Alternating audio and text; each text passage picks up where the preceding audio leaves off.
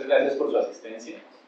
Bienvenidos a esta conferencia que hace parte del Seminario de Miradas Contemporáneas del Doctorado Interinstitucional en Educación.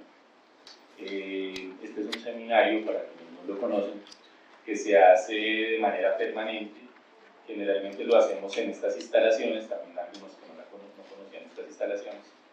Y tiene que ver básicamente con la posibilidad de escuchar a investigadores expertos en diversos temas de la educación, la pedagogía, que pues pasan por nuestra universidad y que pues para nosotros es fundamental conocer, ¿no? Conocer su producción, sus reflexiones. Entonces, pues eso como en primer lugar para contarles de qué se trata este seminario de miradas contemporáneas. Entonces, por un lado eso, y en segundo lugar decirles que en esta oportunidad hicimos una alianza con la maestría en Comunicación y Educación, dado que el tema de la conferencia pues es supremamente pertinente para todas las líneas de investigación de esta maestría. Asimismo nos acompañan estudiantes del doctorado en Educación que también están en la línea de Educación, Comunicación en la Cultura, así se llama en el doctorado, y es una suerte de continuidad del trabajo que se hace en la maestría y que se desarrolla luego en el doctorado. Presentarles a la profesora Cecilia Cerazo. La profesora Cecilia Cerazo es profesora e investigadora de la Universidad de La Plata, en Argentina. Ella dirige la maestría en Planificación y Gestión de Procesos Comunicacionales. También dirige un centro de investigación sobre la comunicación o la relación entre la comunicación y las políticas públicas. Es magíster en Planificación y Gestión de Procesos Comunicacionales y próximamente doctora en Comunicación y Cultura.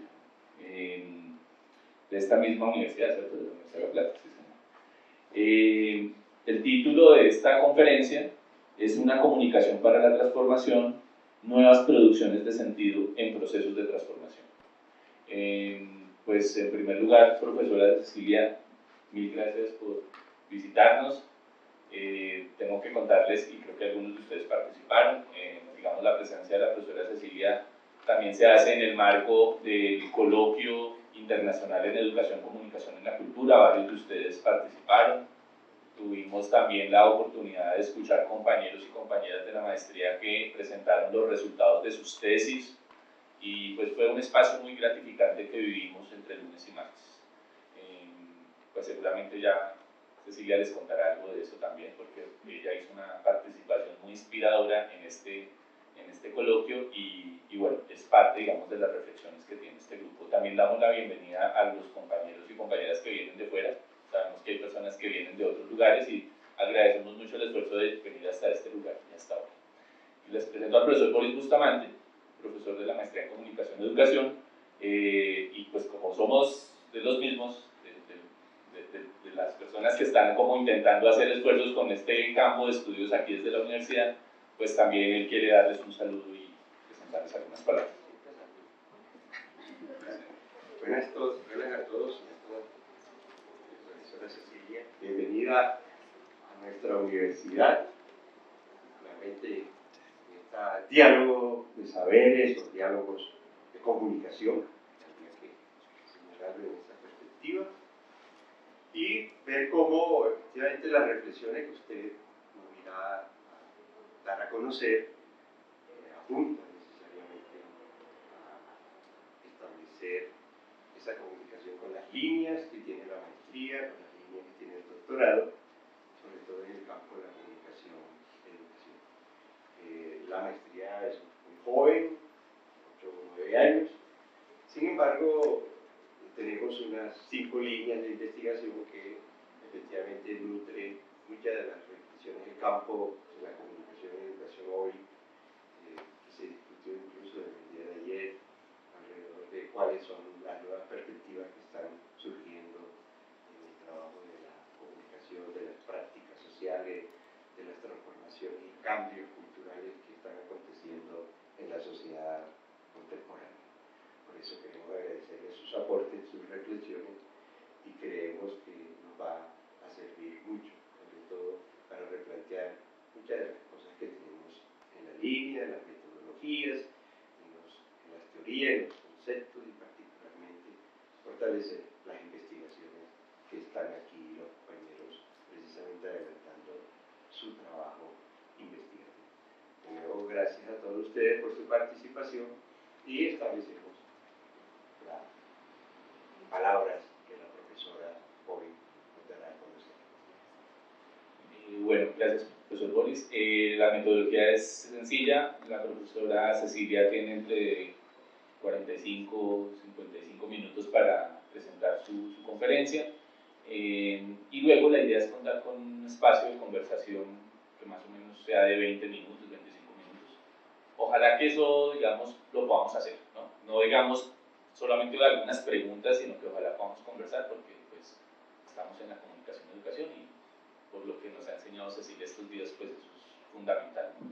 La palabra de todo. Y tenemos como que terminar por asuntos de compromiso institucional aquí con la sede, terminar cerca de las 7 de la noche, así que pues tenemos el tiempo apenas para las dos cosas. Bueno, bienvenida, profesora Cecilia.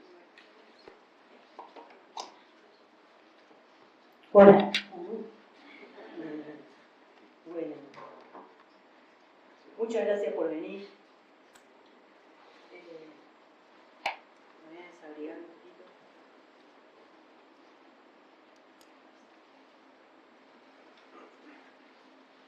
Bueno, espero sentirme como en una clase y no como en una conferencia. Me encantaría que cada uno de ustedes se presente, pero no tenemos tiempo. Entonces, cuando quieran hacer una pregunta o interrumpir, interrumpan.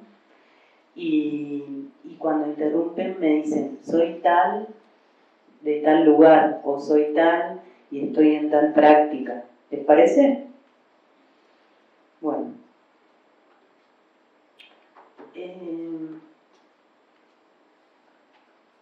Una comunicación para la transformación, nuevas producciones de sentido y procesos de transformación. Lo que más me inspira para escribir esta breve clase es la pulsión de amor por la transformación que mueve a Boaventura de Sousa Santos a pensar en reinventar la emancipación social. Ese sería el espíritu de esta conferencia y de esta reflexión.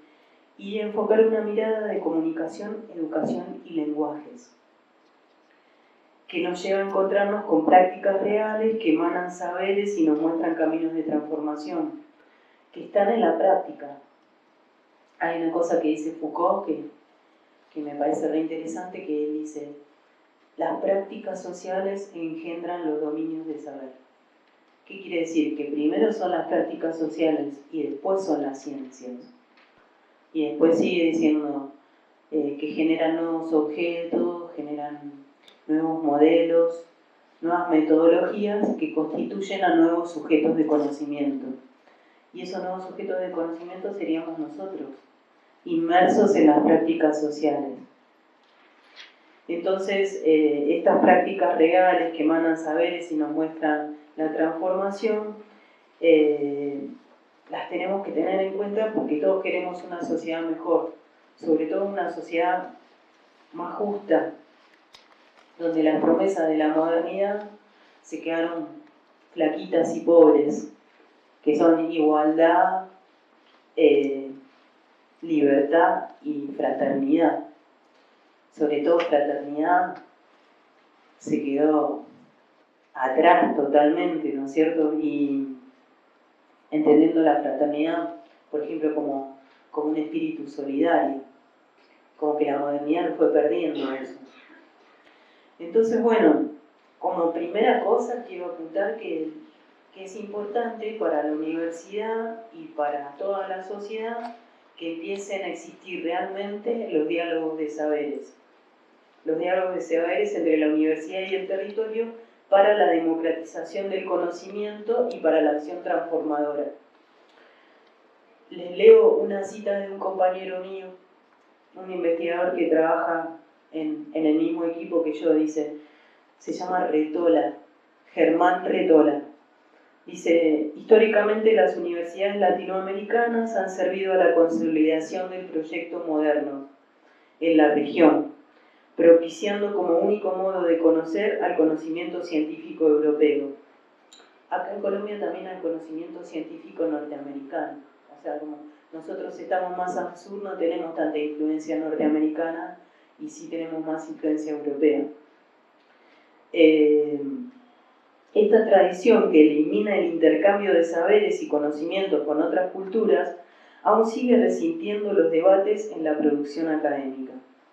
El flujo de conocimiento posiciona a las universidades latinoamericanas en un lugar periférico a los grandes centros de producción de conocimiento mundial.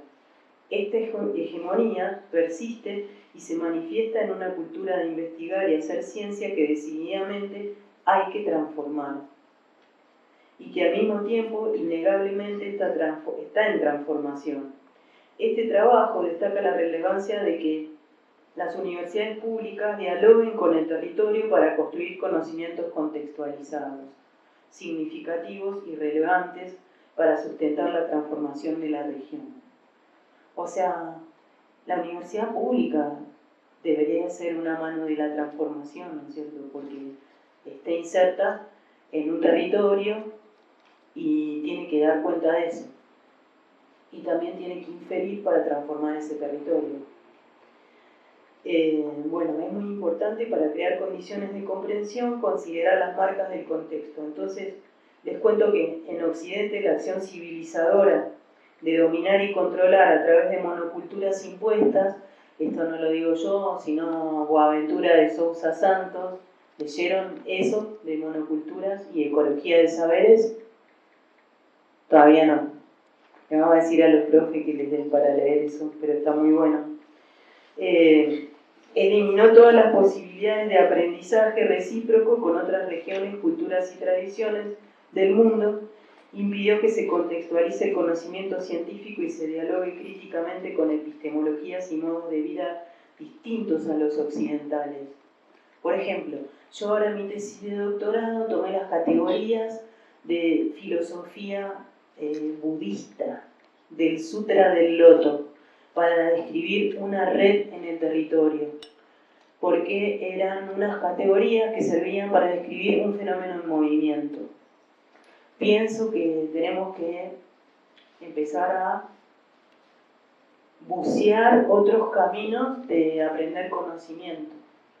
Y está muy bueno, el otro día la profe Brisset, que no sé dónde está sentada. ¿Dónde estás?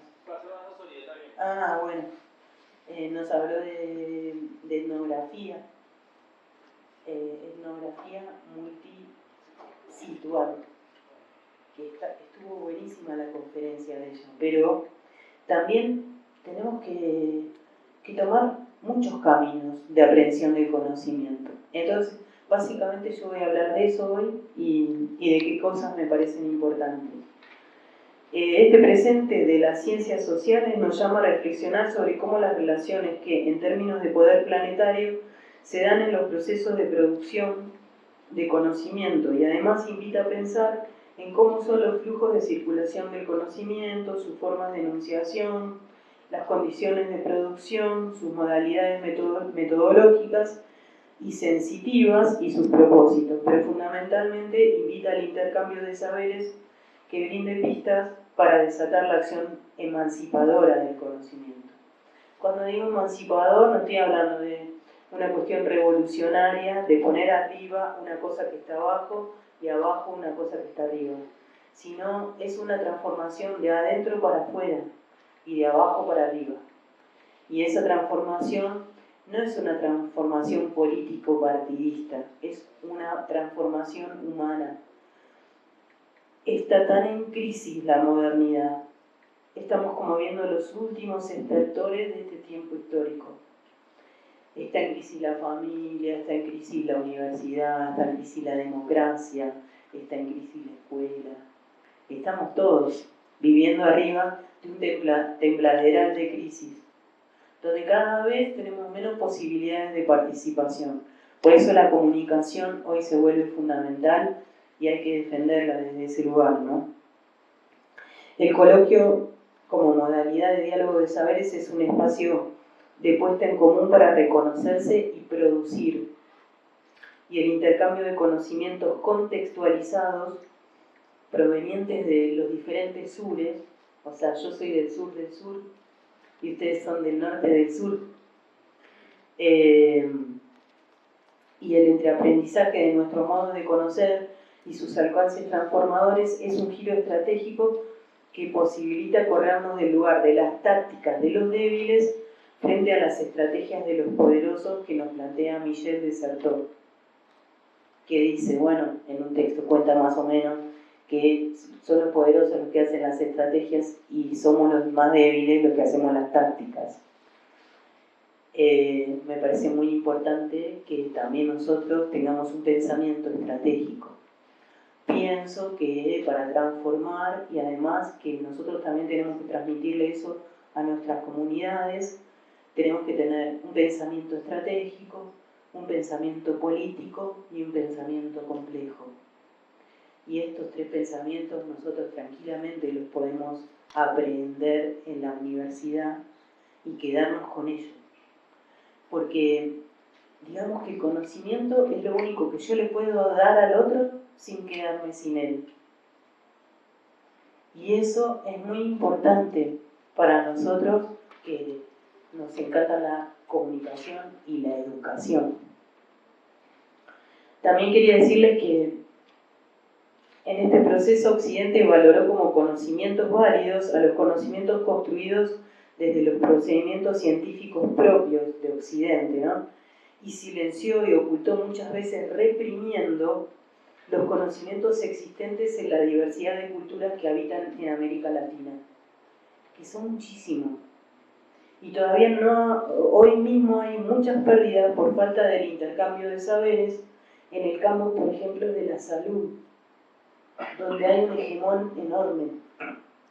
O sea, hay unos que manejan, sobre todo la industria química, que tienen en su mano eso, las licencias de los laboratorios y todo eso.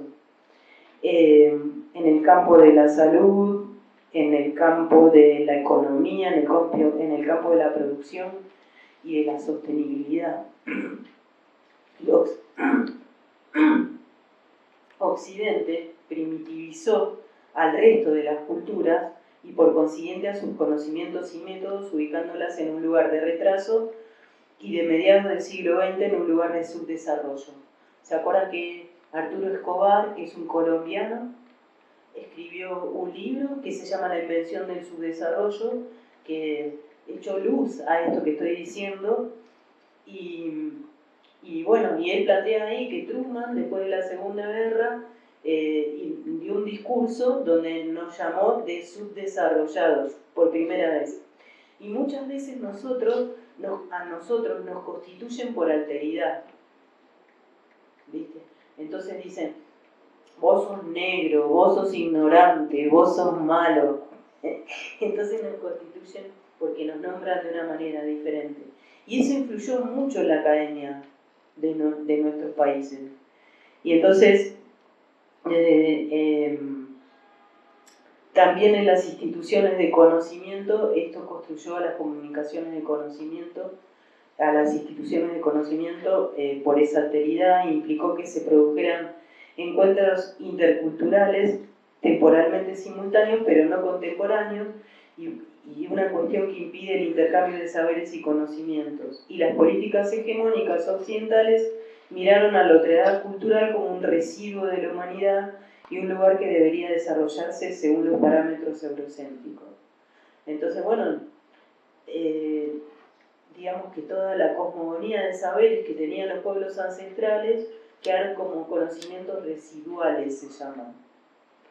Y realmente nosotros que somos latinoamericanos tendríamos que preocuparnos por ver cómo podemos ir en busca de esos conocimientos.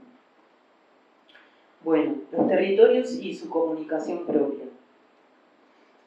Les voy a contar que me marcó mucho un libro que se llama Pedagogía de la Comunicación, que escribió Francisco Gutiérrez.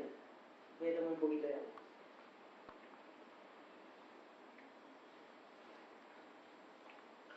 Francisco Gutiérrez es un señor que se murió hace 3 meses. Era un viejito que vivía en Costa Rica, pero era español, como Jesús Martín Barbero, que vive en Colombia, pero nació en España, pero se crió en Costa Rica. Y él trabajó con Freire, con Paulo, y con un argentino que lo queremos mucho también, que se llama Daniel Prieto Castillo. Ellos escribieron La mediación pedagógica, que es un libro fundamental para ir hacia los otros, sobre todo. Para trabajos de comunicación, educación y de educación popular en el territorio, en lugares donde las aulas no tienen paredes, son abajo de un árbol. Entonces, esto como que me parece re importante que rescatemos a estos señores que fueron muy sabios y que escribieron y que hicieron a la comunicación en América Latina, ¿no? Francisco fundamenta su concepción acerca de los nuevos modos de producir comunicación. Este libro lo escribió en 1975, o sea, yo era re chiquita, ustedes no habían nacido. Yo estaba como terminando la primaria, o sea, hace mucho. Y dice que los nuevos modos de producir comunicación que son generados por las nuevas tecnologías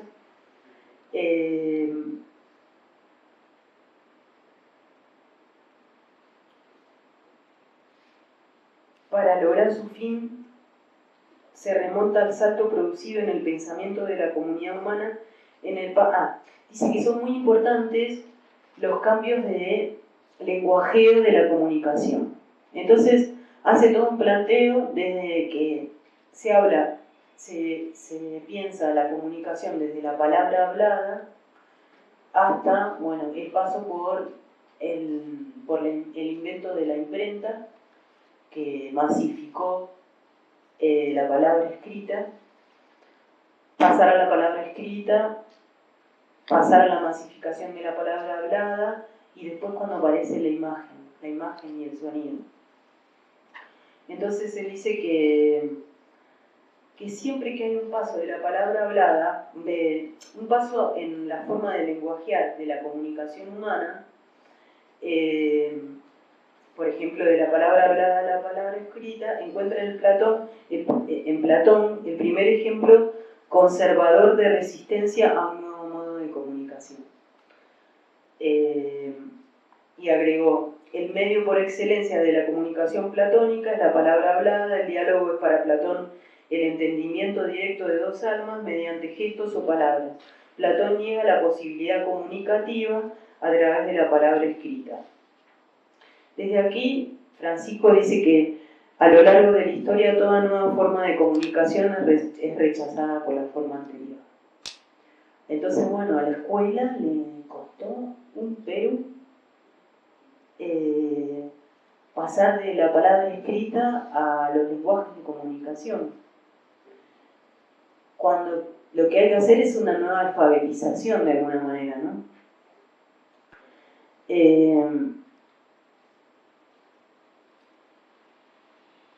En la actualidad es innegable que las tecnologías impactaron profundamente en la vida cotidiana de las personas, y por dar un ejemplo, la escuela es la que más dificultades tiene para salirse de la linealidad del lenguaje escrito y está sometida a la cárcel de su versión escolarizada. Ustedes por ahí tienen diferentes miradas sobre esto, pero en general, la escuela en general le cuesta un montón lenguajear en otros lenguajes y aceptar eso como algo instituido. Por ejemplo, nosotros en mi facultad, en mi universidad, somos de comunicación y no podemos entregar una tesis que sea una película. Tenemos que presentar la película y la tesis escrita. Bien, bueno, yo estoy en contra de eso. Pienso que si vos producís en un lenguaje audiovisual, tenés que poder ser evaluado en un lenguaje audiovisual. Bueno, sigo con esto. Les hablo un poquito del contexto. Pienso que el advenimiento brusco del capitalismo industrial exigió e impuso desde sus albores un tipo de organización social nueva que prácticamente eliminó las formas comunitarias basadas en la tierra y en la naturaleza, cuyas instituciones y costumbres tuvieron características singulares, aunque poseían en común modos de producción y de pertenencia a la tierra y a la propiedad de trabajo, de organización y parentesco, también modos de enunciación y formas de expresión manifiestas en relatos, mitos, ritos, danzas, gestos, que van siendo borrados de la memoria por haber sufrido constantemente procesos de deslegitimación de sus saberes, de sus prácticas y de sus creencias. En la nueva organización social, con referencia a lo comunicacional, la antropóloga mexicana Roxana Reguillo dice ella, se abre la reflexión a la complejidad, al diálogo interdisciplinario y de manera especial a la posibilidad de construir una sólida teorización sobre los actores sociales que, en el barrio, en la casa, en las pantallas, en los parques, en los periódicos o en el meeting, esperan sin demasiada fe en el futuro una razón que, más allá del consumo y de las elecciones que suceden periódicamente, los vuelva reales como ciudadanos, es decir, les otorgue un lugar en un mundo que afina sus garras y sus instrumentos para la exclusión. Me parece muy interesante lo que dice Roxana, porque nos está diciendo a todas las ciencias sociales, miremos que este mundo cada vez es para menos personas, que la acumulación de la riqueza cada vez está en menos manos y que están excluyendo cualquier cantidad de gente y nosotros no tenemos por qué ser la excepción. Entonces, y además de eso, que puede llegar hasta nosotros la exclusión, tenemos que tratar de que esté excluida la menor cantidad de gente, ¿no es cierto? Primero de que esté excluida y después tenemos que preocuparnos por que esté incluida. Marita Mata, que es como una Jesús Martín Barbero, pero de Argentina, dice: la gente quiere que los medios opinen y los medios, como han venido señalando ella, aparecen como lugares de construcción de sentido, aunque con un discurso poco plural. Esto también lo vemos, ¿no? Los medios cada vez tienen un discurso más unívoco. Es muy poco plural. Y lo más triste es que es muy mentiroso. O sea, puede crear operetas de medios de una mentira increíble y encima los medios, sobre todo los medios de las grandes cadenas, están todos enredados en alianza. Entonces este es un momento latinoamericano donde eso se ve muchísimo. Aparece, no sé, los medios de México, los medios de Colombia, por ejemplo Caracol y RCN,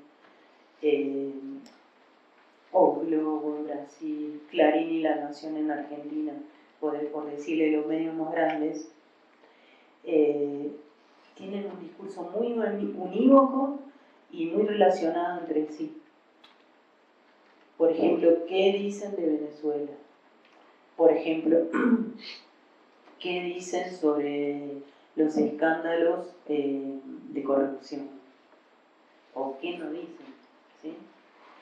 Y como la gente confía mucho en los medios y quiere que los medios opinen y son lugares de construcción del sentido, estamos en un momento donde hay muchas cosas y muchas personas que quedan en el silencio y que son invisibilizadas, porque los medios muestran una sola cosa.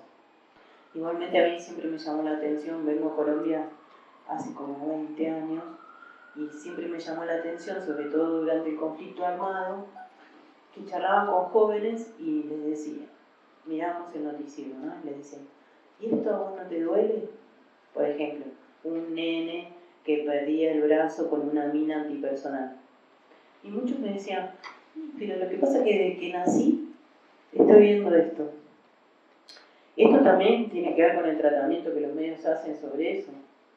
O sea, como el acostumbramiento, la invisibilización, la manera de presentarlo, la impunidad de que eso ocurra y nadie pueda hacer nada, ¿no es cierto?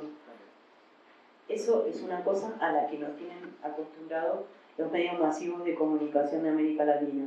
Y entonces empiezan a aparecer un montón de manifestaciones de comunicación, que sería comunicación popular, le llamamos nosotros, pero no porque solamente porque las hace el pueblo, sino que son populares porque se oponen, no solamente o precisamente a la comunicación que hacen los medios masivos de comunicación o a los medios hegemónicos de comunicación, sino que se opone a un orden social y económico injusto. Y empiezan a hacer otros mensajes. Y un poco mi conferencia esta se trata de eso, de qué es la producción de mensajes propios de la comunidad, o qué es una comunicación propia, creada y producida por la comunidad, o por muchas comunidades. Entonces los excluidos y las excluidas del discurso público, en tanto agentes de comunicación, que pueden ser niños, jóvenes, campesinos, obreros, mujeres, etc. Hay una frase de Roxana Reillo también que está buenísima, que dice: la modernidad se define por la exclusión, y excluye lo no blanco, lo no adulto, lo no blanco, lo no adulto, lo no hombre y lo no heterosexual. Excluye todo eso la modernidad. Y es verdad. Entonces empiezan a aparecer unas nuevas voces que empiezan a decir unas otras cosas. Y muchas veces las dicen en lenguajes comunicacionales. Lenguajes comunicacionales más comunes le vamos a llamar a la gráfica, la radio y la comunicación audiovisual. Pero a mí también me encanta el teatro, la literatura y todas las cuestiones de arte que nos van a permitir estar en un lugar de creatividad para transformar. Entonces, bueno, aparecen otras formas de lenguajear. Y uno dice, ¿no? Si ya no es posible negar que estamos rodeados de instrumentos tecnológicos, si ya nadie deja de reconocer la aptitud y la actitud de los jóvenes para manejar las nuevas tecnologías, vieron que los jóvenes tienen como un chip adentro, ustedes ya son de esas generaciones. Yo viví todo el cambio. Cuando empecé a hacer mi primer periódico en la facultad, escribíamos con una Composer, que era una máquina de escribir, que escribía así, esta letra. Y después de eso vi que apareció la primera computadora, después otra, y todo ese camino lo viví profundamente, pero nunca tuve tanta capacidad como cuando empezaron a manejar mis hijos la computadora. Yo veía que mi hija Juana tenía 7 años y chateaba con 7 ventanas a la vez, sin mirar el teclado y a toda velocidad. Ni bien empezó a leer, ya manejaba la computadora así. Entonces, bueno, a mí como que me arrasaba esa forma que tienen los jóvenes de manejar la tecnología. Y después empecé a ver, como voy mucho al territorio, que no era una cuestión de que Juana era una nena de clase media que tenía acceso a una buena escuela y que había nacido en una casa donde había computadora. No sé, trabajé en Cotopaxi, en un páramo arriba de la montaña, y había una nena indiecita vestida con los vestidos de su pueblo, y para que no moleste, su mamá la puso en la computadora y escribía igual que Juanita.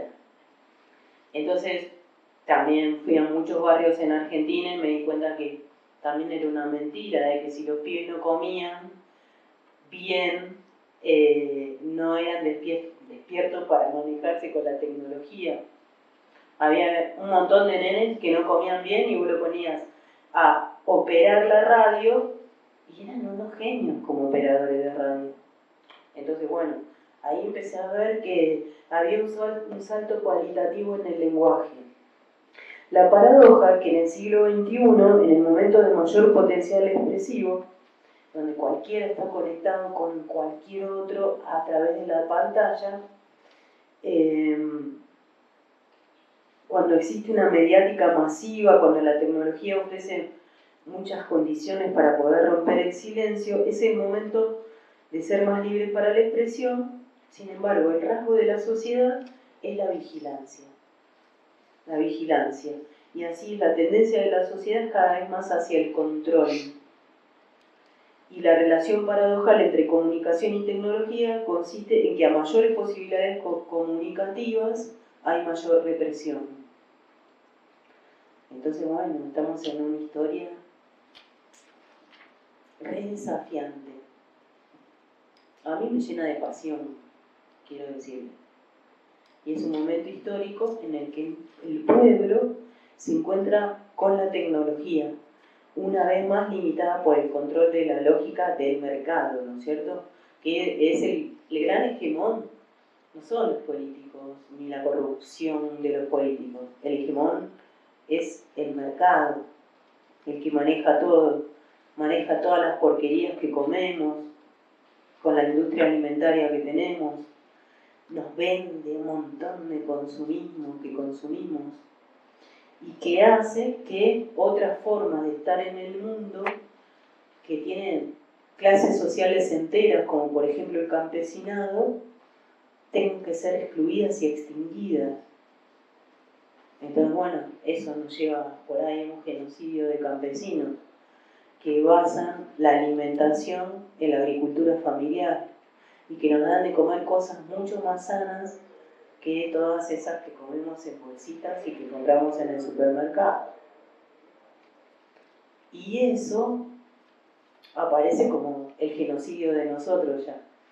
¿Por qué? Porque todos los que comemos eso aparecen nuevas versiones de enfermedades. Autoinmunes, cualquier cantidad. Celíacos, cada vez hay más. Porque comemos harina y azúcar y las dos cosas tienen unos compuestos químicos que nos hacen mal. Y el cáncer es mucho más común, sobre todo el cáncer de mama y el cáncer de colon. Y si vos cambiás la alimentación, es muy posible que te cures el cáncer. Y todas las investigaciones sobre cáncer las paran porque generalmente el cáncer se trata no solo con rayos, sino con quimioterapia. Y la quimioterapia es una cuestión súper importante de la industria química. Entonces, bueno, todo esto es diría yo, es un desafío de fin de siglo, porque por más que terminó el siglo XX, estamos en los últimos estertores del siglo XX y pienso que como terminando toda esa agonía de una forma de estar en el mundo que nos dio la modernidad, que pensaba que el progreso era continuo y que persigue un progreso continuo y de alguna manera nos lleva por una pendiente al precipicio. Si no nos damos cuenta de eso, pienso que estamos realmente jodidos. Entonces, bueno, hacia allá vamos tratando de buscar formas propias de estar en el mundo. Y aparecen nuevas formas. Una nueva forma es que las mismas comunidades se toman la palabra. ¿Se acuerdan antes? El campo de comunicación popular o comunicación para el cambio social se llama también. Estaba parado sobre una postura que era: le vamos a dar la voz a los que no tienen voz. Y hoy está parado sobre otro lugar porque los que no tenían voz tomaron la palabra y están lenguajeando en otros lenguajes. Entonces voy a hablar un poquito ahora de la producción de mensajes propios. ¿La están pasando bien? Bueno, porque yo pienso que siempre en cualquier acto de comunicación y educación uno tiene que disfrutar. Así que si se aburren, me dicen: profe, me estoy aburriendo.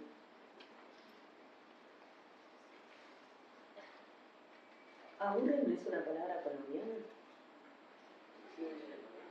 No, pero ¿la usan? Sí. Bueno, la producción de mensajes propios en procesos de desarrollo endógeno. ¿Qué es el desarrollo endógeno? Vieron que la palabra desarrollo tiene muchas, pero muchas malas, o sea, mal uso, hay un mal uso de la palabra desarrollo. Ya desde que Truman nos dijo subdesarrollado, no podemos tenerla más en cuenta, ¿no? Y entonces es entendida el desarrollo endógeno como una acción a la transformación. Y quiere decir que es un desarrollo de adentro para afuera, que está dentro de la comunidad, está dentro tuyo, adentro de todos nosotros. Es el desarrollo que nos hace autónomos y autoorganizados. Y entonces es un momento histórico en un proceso de transformación, y es acá donde se parte de actores que con su carga sociohistórica y política ponen en juego sus competencias de saber hacer y de manejo de códigos sociales para realizar un producto el cual lleva adentro en sí un fin. Nunca que una comunidad hace un producto audiovisual, por ejemplo, o hace un programa de radio, no contempla que tiene un destinatario y un mensaje que le tiene que decir a ese destinatario. Hacer todo ese proceso nos lleva a aprender un montón de cosas, ¿no? Entonces, los procesos de producción y recepción de discursos implican diferentes mediaciones que los resignifican y forman parte del proceso comunicativo en una trama de relaciones y de matrices culturales también. Según Eliseo Verón, que es un semiólogo, el sentido materializado en relaciones sociales, el sentido materializado en un discurso que circula de un emisor a un receptor no se puede dar cuenta con un discurso, con un modelo determinista. Un discurso genera, al ser producido en un contexto social dado, distintos efectos posibles. Es decir, que el sentido no opera según una causalidad lineal. ¿Y qué quiere decir? Que la comunicación no es lineal. Nosotros ponemos emisor, mensaje, receptor, ¿vieron? En una línea. Pero la comunicación no es así, es así. Es reticular. Y es muy importante comprender eso cuando uno es comunicador. Entonces, los y las jóvenes y los niños y las niñas y los y las campesinas y las y los obreros, las mujeres, los excluidos y las excluidas del discurso público, como autores de la comunicación para producir mensajes propios, ponen elementos y conocimientos previos sobre los lenguajes, porque ellos están inundados de la cultura masiva que está llena de esos lenguajes, y esperen que me perdí, para producir mensajes propios.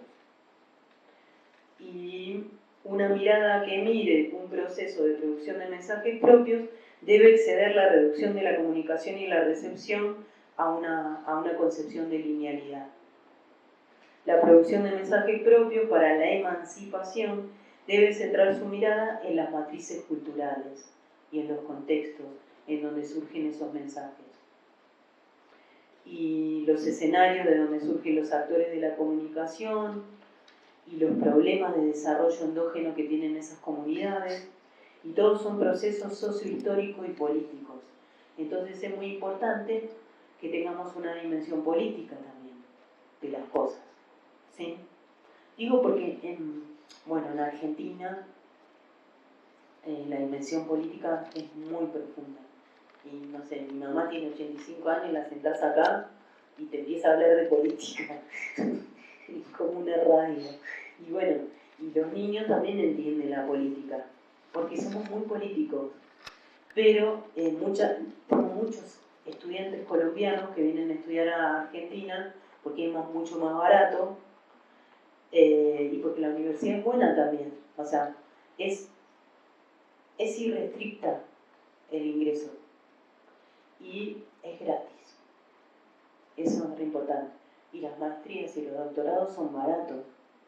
Porque tenemos una concepción de la universidad pública que es la banca al pueblo, como la banca el pueblo puede entrar en ella. Y esto es algo que cuando viene un gobierno neoliberal la tenemos que abrazar. Nos bajan los sueldos a los docentes, quieren cobrarles a los estudiantes. Siempre hay que defenderla. Pero la venimos defendiendo desde hace muchísimos años y la seguimos sosteniendo. Entonces, bueno, no sé por qué me fui por las ramas esta. ¿Qué estaba diciendo? De lo político. Que a veces cuando vienen los estudiantes colombianos a Argentina, hay toda una dimensión política que tienen que aprender, porque acá la dejan afuera, la dimensión política. Y tenemos que tener una dimensión política porque es una de las herramientas de transformación la política. Y si nosotros queremos transformar el mundo en que vivimos, tenemos que también tener una dimensión política. Entonces, bueno, sigo con los mensajes propios. Cuando se reconoce al destinatario de los mensajes para visibilizar y transformar, lo hacemos como un sujeto socialmente posicionado en una situación y en un escenario. Lo que decía la profe Ana Brisset, de situar el conocimiento situado es muy importante y es una cuestión epistemológica que está surgiendo también, ¿no? Y lo pensamos desde la resignificación de sentido, es decir, que no pensamos en una recepción unívoca que garantice una lectura única y definitiva. Cuando un cura habla en una misa, habla para un montón de gente, pero toda la gente resignifica de distinta manera. Un montón de tiempo nos dijeron que los medios nos estupidizaban. ¿Se acuerdan?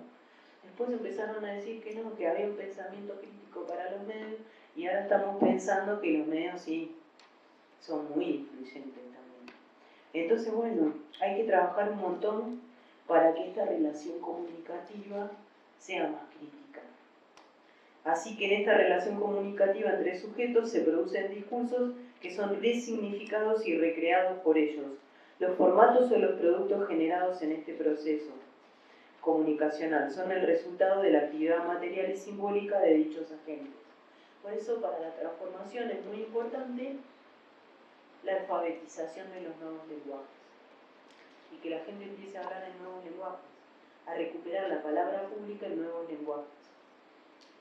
Y bueno, la escuela no está rápida para esto. Las relaciones entre los sujetos de una comunidad hacen posible la circulación de los mensajes con características comunitarias y populares, construyendo frente al vacío comunicacional nuevas redes de comunicación, alejándose de lo meramente mediático dominante y construyendo un sentido de desarrollo endógeno de construcción y reafirmación de su propia cultura. Bueno, los mensajes propios como producción social de sentido. Hablamos de un sujeto sujetado en el lenguaje y que se constituye emergiendo de la compleja trama de los discursos sociales. Hay un libro muy lindo de Foucault que se llama El orden del discurso, y el tipo tiene una parte que dice que piensa la construcción de sentido o el comentario, habla del comentario como un río por donde vienen innumerables voces de distintos comentarios, ¿sí? Y entonces él habla del miedo que le da irrumpir en el discurso, ¿no? Es como el miedo que te da subirte al, ¿cómo se llama? Al Transmilenio. Sí, claro. ¿Cómo yo hago para irrumpir en el discurso? Para empezar a hablar en el momento que estoy en el silencio. Yo le llamo eso entregarse al movimiento. No es fácil entregarse al movimiento. No es fácil para un actor salir a escena. No es fácil para un profesor dar una conferencia o hablar adelante de un montón de gente. Entonces, bueno, es entregarse al movimiento de este sujeto sujetado en una compleja trama de discursos sociales, en un río donde vienen muchos discursos sociales. Por esta razón el sujeto es hablado por la cultura o la cultura de su tiempo, y de su historia y de su espacio, y es un sujeto expresado a través de una puesta en escena en la vida social. Entonces, un punto central a la hora de enseñar lenguajes en el campo popular es la idea de democratizar la comunicación. Que no solamente el especialista puede hacer una película. Es más, la estética que está emanando de las prácticas sociales está transformando el lenguaje audiovisual, e inclusive el lenguaje audiovisual estético. Entonces, hablo ahora de la acción de democratizar la comunicación. Se entiende la acción de democratizar como dar, facilitar y valorar la palabra de los que fueron mandados al silencio. Esto supone que el ejercicio de comunicarse con y desde la comunidad facilita la expresión de las propias identidades culturales, la articulación de saberes previos y el reconocimiento de todos los actores sociales y comunicacionales como sujetos hacedores de su propia realidad y de su propio deseo. Muchas veces nosotros vamos a la comunidad como comunicadores y alentamos a que se produzcan cosas, ¿no? Y la gente se queda callada. A la gente la mandaron al silencio.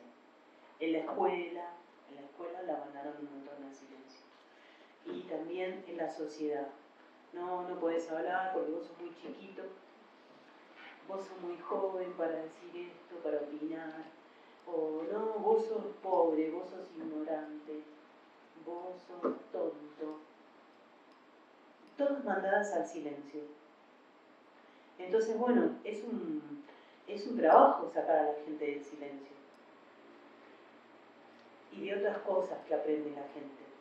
Entonces, democratizar la comunicación y la educación es muy importante, muy importante. Pero para la comunicación popular, lo más importante es recuperar la palabra de que está en el silencio. Tengo compañeros que ponen ejemplo. Una compañera chilena que iba a trabajar a una villa en las orillas de Buenos Aires, que es la villa de Cobo y Curapaligüe, se llama. Y ahí empezó a trabajar con unas mujeres. Ella daba un taller de fotografía. Y entraba ahí, las mujeres no hablaban. Y fue un día, y después fue al otro, y fue al otro. Bueno, entonces empezó a llevar música. Y ponía música, se ponía a bailar como una loca. Al rato apareció otra mujer que quiso bailar y empezó a bailar. Y bueno, entonces primero fue un taller de biodanza y después fue un taller de fotografía. En el medio las mujeres se separaron de los maridos, empezaron a emanar las palabras, porque como ellas estaban en el silencio, había un montón de problemas que no los podían llevar a la palabra. Y la palabra tiene un poder enorme. Y recuperar la palabra tiene un poder enorme. Entonces, bueno, al final Nisa se llama mi amiga chilena que ahora volvió a Chile. Empezó a sacar unas fotos hermosas con las mujeres, pero como sacaba las fotos de su contexto, que era un lugar como... ¿Cómo era el lugar que ayer vimos que estaba abajo del Sancocho? Un lugar así como Ciudad Bolívar. Entonces las mujeres se pusieron a sí mismas las feas. Y sacaron unas fotos increíbles. Hicieron un almanaque y ganaron plata suficiente como para irse 14 mujeres de vacaciones. Y era la primera vez que se iban de vacaciones, esas mujeres. Y bueno, y fueron a un lugar que se llama Córdoba, que está lleno de ríos y es hermoso. Y dieron un salto cualitativo en su vida. Entonces, bueno, eso es un hecho educativo que transforma. Eso es la transformación. Cuando uno puede hacer algo distinto, y ese algo distinto cala hondo en uno y construye su subjetividad. Entonces, bueno, la mirada educativa que tiene esta reflexión no se la voy a decir, pero yo soy re freiriana porque soy comunicadora del territorio. Entonces voy con Freire, voy con Francisco Gutiérrez, voy con Daniel Preto Castillo. Me gusta una educación que es educar para la incertidumbre, educar para disfrutar la vida, para la significación, para la expresión, es educar para convivir y educar para apropiarse de la historia y de la cultura. Y sí estoy convencida de una cosa que decía Freire, que era que se puede caracterizar el proceso educativo mediante una frase que dice: la educación es praxis. Praxis, reflexión y acción del hombre en el mundo para transformarlo. Praxis, vieron que es una mezcla de teoría y práctica, ¿no es cierto? Y nos olvidamos que una teoría sin práctica se vuelve pobre, flaca y vacía, y una práctica sin teoría no tiene todo el sentido que tiene que tener. Entonces es muy importante que vayan de la mano, ¿no? Es muy lindo todo lo que dice Boaventura de Sousa Santos sobre eso, sobre la escisión que hizo la academia moderna entre teoría y práctica, que antes no existía. Bueno, ahora le voy a hablar un poco de mi tesis de doctorado, que la estoy haciendo con una experiencia de Colombia, que es de producción de mensajes propios. Toma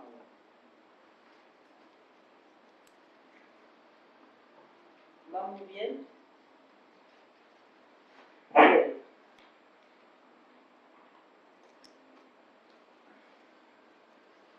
En esta tesis doctoral abordo una experiencia de comunicación popular en clave de educación popular, que acontece en un territorio donde ocurre y ocurrió el conflicto bélico colombiano.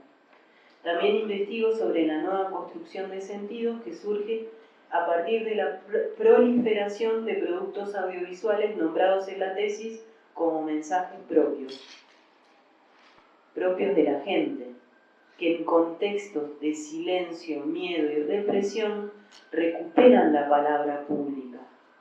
La palabra pública es la palabra que escuchamos todos, no la palabra que hablamos adentro de la casa. Se vuelven visibles y producen discursos, contenidos y sentidos diferentes a los impuestos por el discurso dominante de los medios y del sistema anacrónico e injusto que predomina reproduciéndose. Por ahí soy un poco dura, pero estoy harta de este sistema anacrónico e injusto. Entonces esta experiencia está basada en la práctica social del diálogo de saberes. Y esto es el diálogo de saberes. Entre niños y niñas, jóvenes, adultos y adultas, todos ellos habitantes de la región de los Montes de María. Ahí es donde trabajé. Donde hay 2 departamentos, se llaman Bolívar y Sucre, y un montón de pueblos que estuvieron en el silencio durante un montón de años. Y mi enfoque es primero comunicacional, pero también es social, es histórico, es político, es económico, pero también es profundamente humano. O sea, fui ahí y puse mi cuerpo y mi alma que están juntos en una sola entidad como un ser humano. Y eso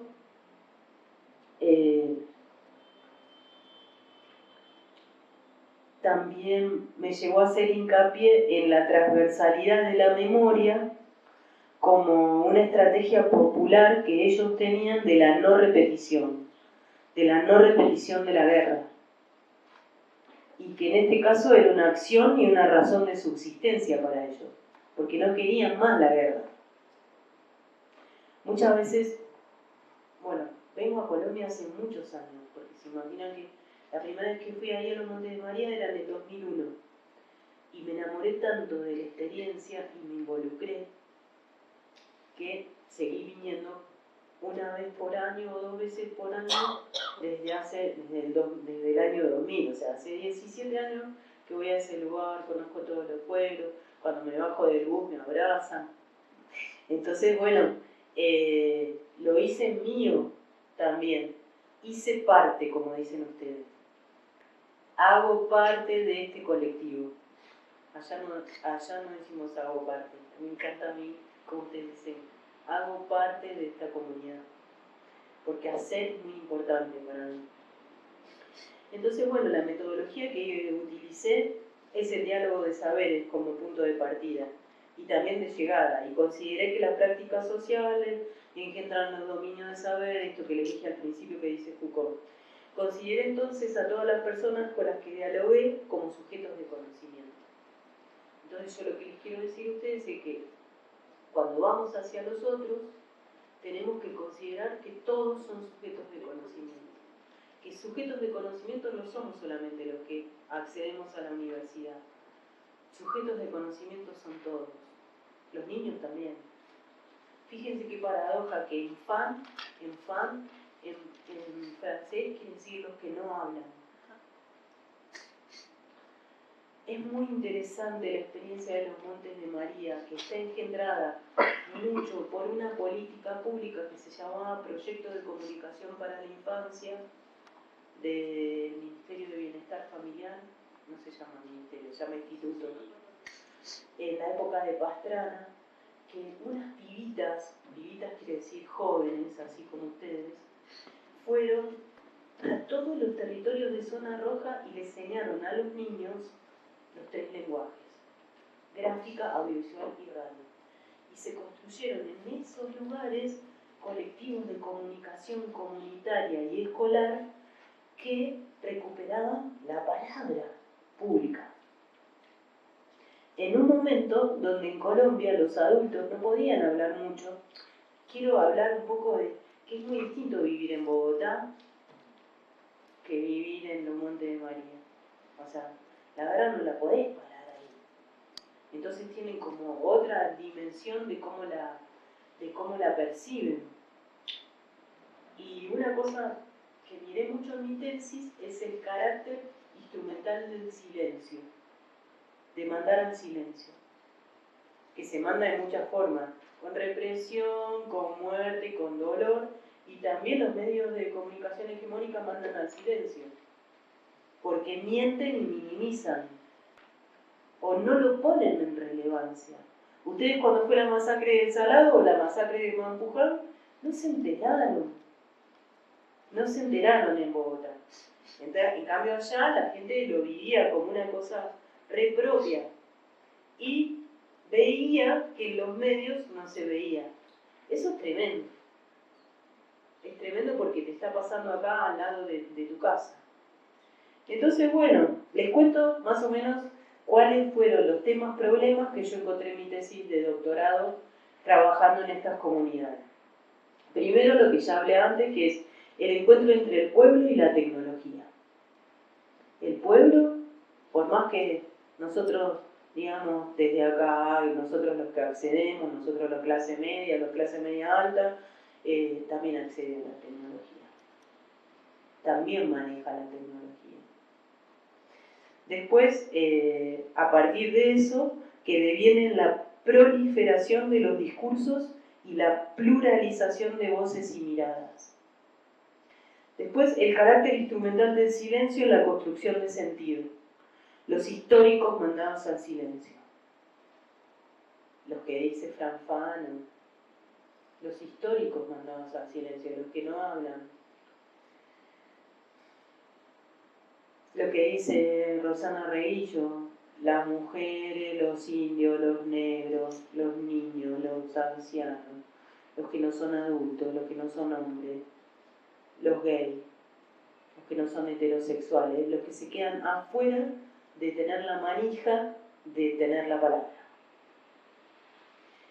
Después, las formas de apropiación, de cómo aprenden con una H en el medio, que es apropiarse de un saber, cómo aprenden estas comunidades los 3 lenguajes. Porque son 3 lenguajes que los toman para poder recuperar la palabra pública. Es muy interesante. Y entonces, la forma de apropiación es el aprender haciendo. Ellos dicen, vamos a hacer una película. Y nadie va y le da un seminario de cómo se hace una película. La aprenden haciendo.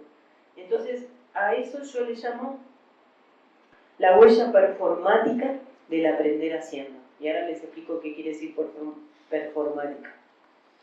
Y la experiencia de la no repetición, y después también en ese mismo proceso educativo la razón-acción de multiplicar esta experiencia y la escala de emancipación en el territorio. En los Montes de María es muy importante eso, porque las chicas del Pesín van al Carmen de Bolívar. Dejan un colectivo de comunicación de nenes. Fueron al Carmen de Bolívar, fueron a Barranquilla, digo en el norte, ¿no? Pero en el Carmen de Bolívar hay un colectivo de comunicación que se llama el colectivo de comunicaciones Línea 21. Esos nenes yo los conocí cuando tenían 11 años. Ahora si voy tienen 30, 11, de 11 a 15 años. Todos tienen entre 25 y 30 años. Esos nenes aprendieron el lenguaje audiovisual. Aprendieron los 3 lenguajes, pero tomaron la palabra con el lenguaje audiovisual.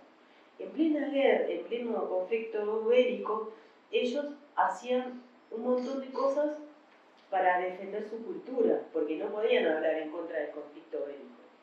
Pero los adultos menos podían tomar la palabra.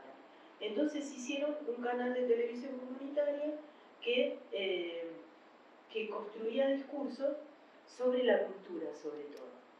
Y acá quiero decirles otra cosa muy importante para la transformación, que es la estética.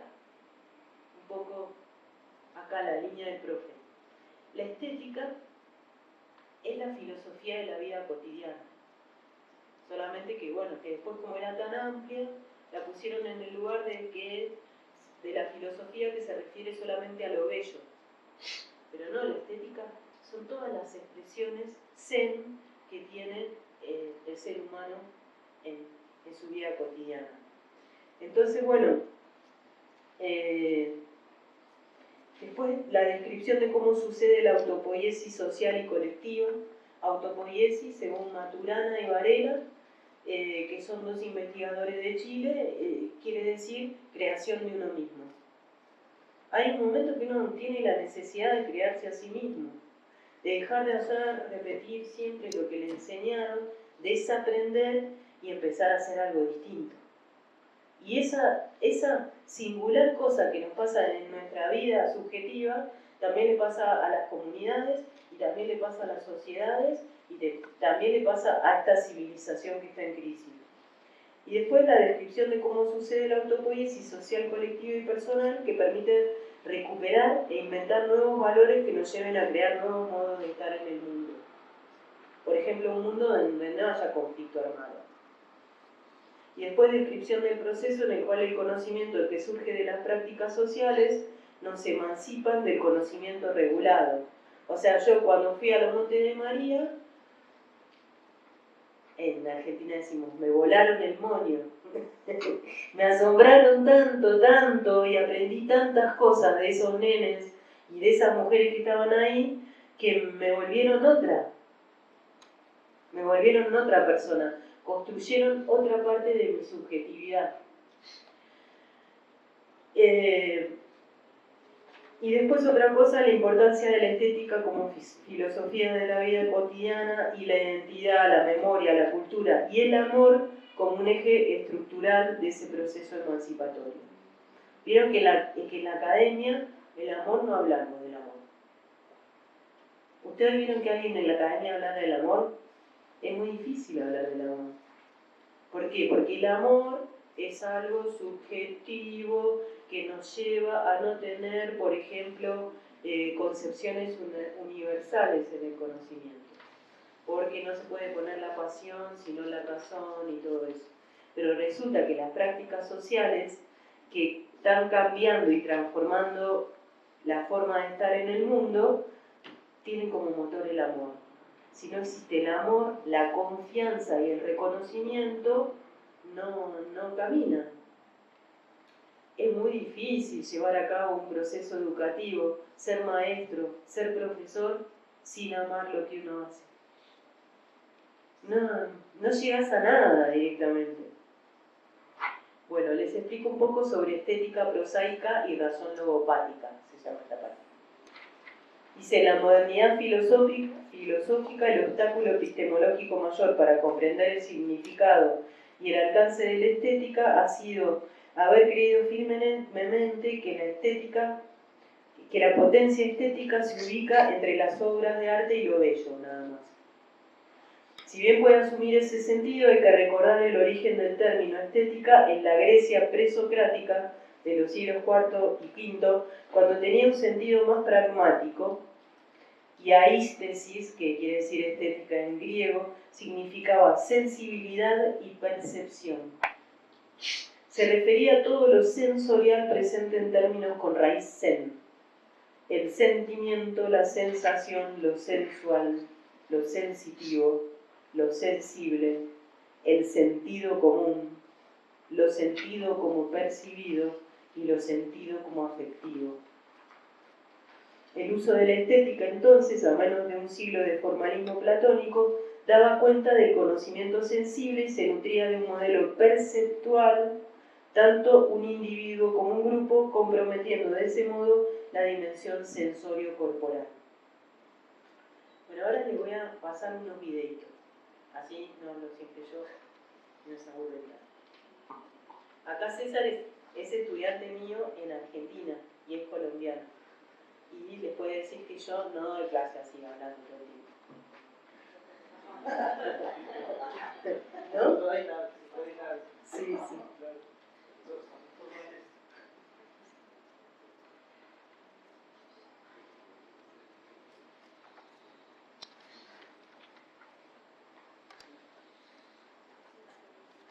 No me gusta dar clase.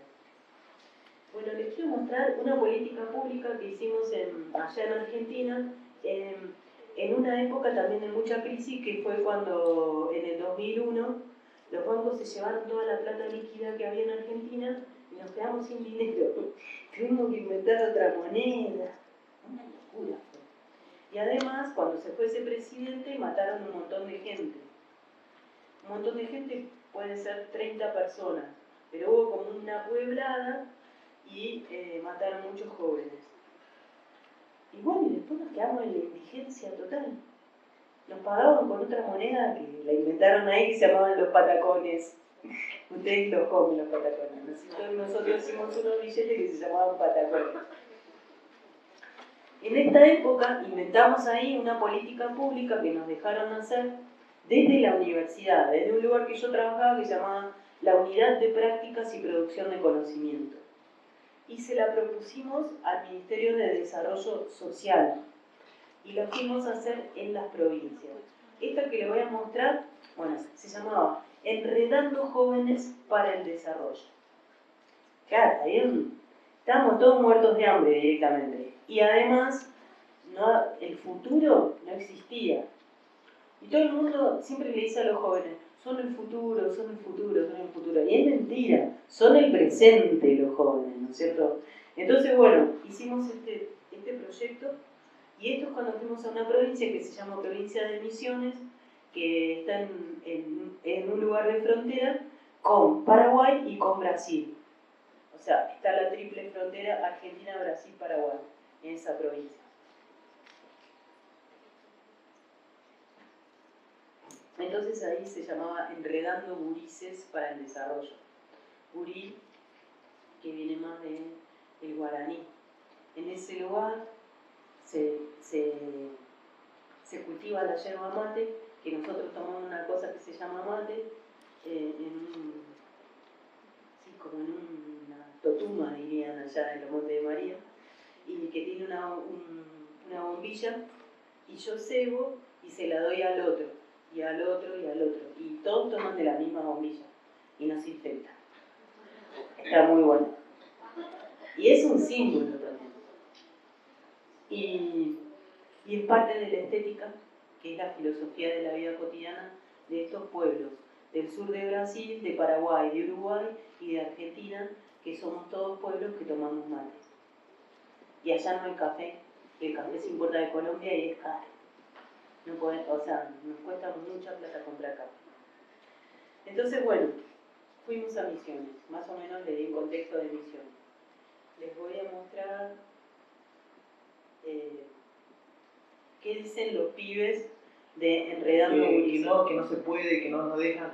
Dejar a un lado eso y salir a pelearlo y hacer algo por nosotros, digamos, por nosotros, por todos los jóvenes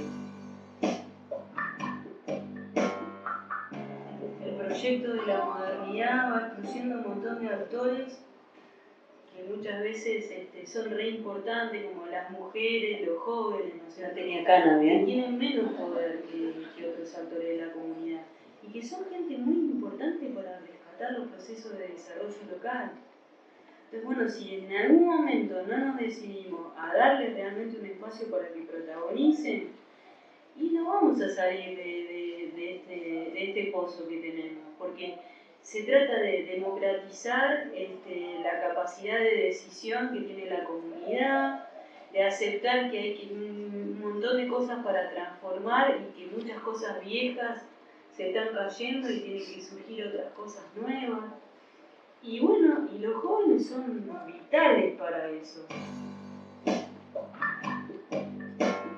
Y eso tiene que ver con algo que nosotros tenemos en nuestro marco teórico que dice Foucault, que parece complicado, pero no es así. Él dice que las prácticas sociales son las que engendran los dominios del saber. Hace 20 años creo que O sea que las ciencias surgen de las prácticas sociales primero, o los saberes surgen de las prácticas sociales.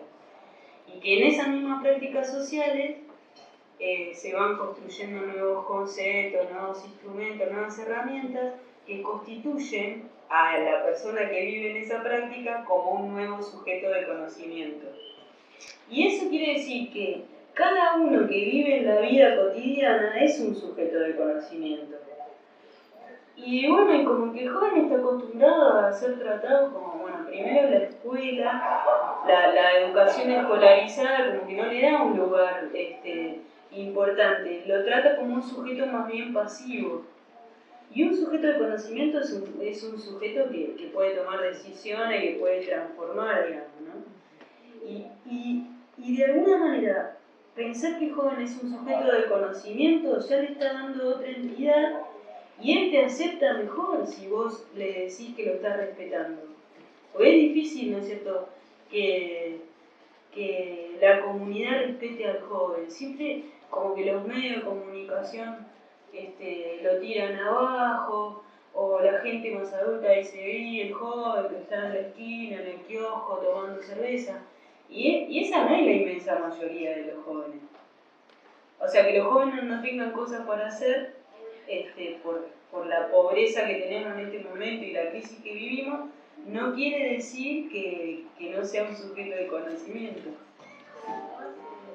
Como que el joven tiene muchos saberes de su comunidad porque vive su vida cotidiana muy intensamente y es muy reflexivo, el joven también. Pero lo que pasa es que por ahí hay temas que le están vedados, como que son temas de grandes. O sea, ocuparse de los problemas de la comunidad pareciera que es de otros. Y entonces están en la esquina y no hablan de eso, ¡ay, cuánta desocupación! Pero si vos promovés un espacio y le permitís, le propones esa reflexión, tienen adentro la experiencia de esos problemas. Porque los reviven, porque son los sujetos excluidos en sus comunidades. Entonces tienen todo el saber en el cuerpo. Solamente falta el espacio para que ese saber se aflore, se reflexione, se objetive, ellos lo puedan ver, porque además ellos alucinan cuando ven todo lo que saben, que no saben que saben, digamos.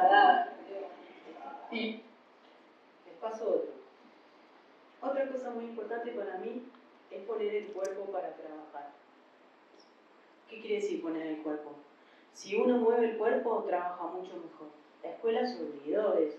Pone a los pibes todos unos atrás del otro, disciplina, tomen distancia, quédense quietos, no se muevan, no se miren, no hablen, no esto. Bueno, también hay que bancarse, que los niños son niños, los jóvenes son jóvenes y que tienen esa dinámica. Y poner el cuerpo nos enseñan a dejar el cuerpo quieto y tieso y entonces perdemos un montón de capacidades de transformación. Entonces, eso le llamo performática yo. Les voy a poner otro pedacito de esto, que son estos pibes hablando de eso. Nosotros hacemos mucho mover a la gente. Y es algo que transmitía el colectivo de los Montes de María, que también hace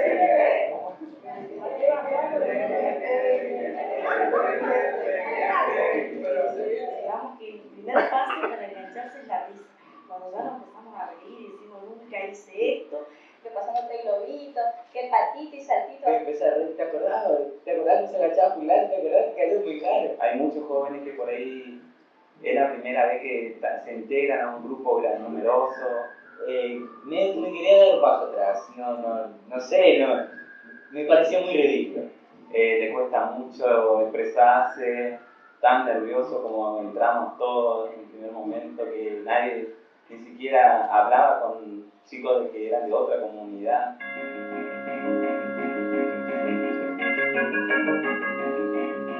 Me enamoré. Sale esa estructura, ¿no? Te relajás un poco, además, muchos juegos te sentís ridículo, ¿no? Te sentís ridículo al comienzo, después con la risa del ridículo empezás a soltarte. Se fue generando un clima de amistad y de compañerismo entre todos. Y a la hora de, por ejemplo, hablar en grupo, de socializar, estás mucho más relajado, más suelto, es verdad. El rancho de mi tío tiene muchos animales.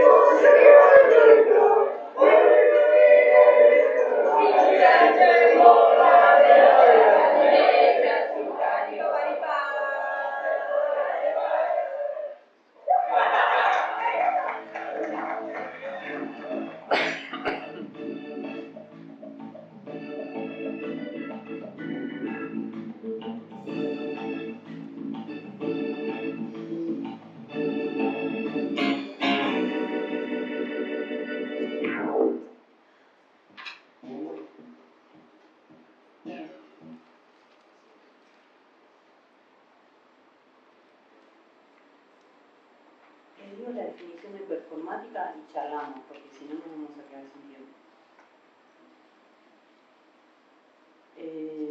Veo la performática en el trabajo cotidiano como la acción efectiva de aprender haciendo. Esto que les digo en el monte de María, bueno, vamos a hacer una película. ¿Sobre qué? Sobre la memoria del conflicto. Bueno, tienen todo un proceso donde aprenden haciendo. Primero hacen aflorar el relato, después aprenden el lenguaje, después gestionan las cosas, porque todo lo tienen que aprender. En la escuela podríamos hacer eso, pero no lo hacemos. Si en la escuela, haciendo un proyecto de hacer una película, les enseñaríamos a los pibes todo. Matemática financiera, todo lo que se refiere a cómo gestionar el dinero, cómo hacer un proyecto, lengua, entrarían ahí capacidades sobre lengua, sobre historia, sobre cómo hacer un contexto para hacer el proyecto, y después hacer la película es otra cosa más. Entonces, bueno, acuérdense de Celestín Freinet. ¿Lo ven a Freinet?